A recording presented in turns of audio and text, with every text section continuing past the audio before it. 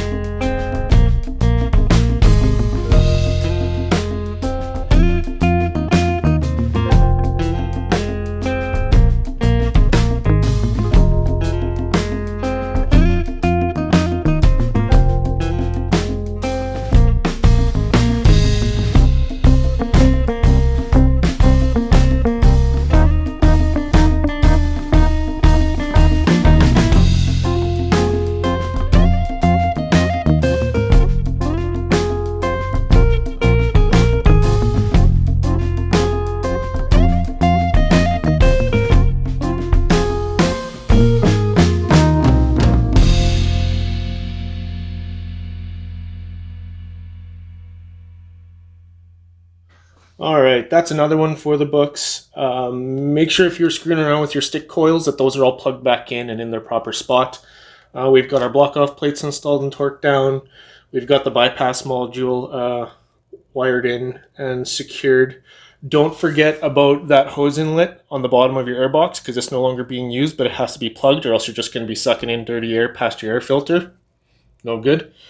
And yeah, so next video I'm going to be hooking up the power commander, and then we get to start putting Humpty Dumpty back together again. And yeah, in the meantime, if you have another bike, hope you do, go ride it like you're sponsored.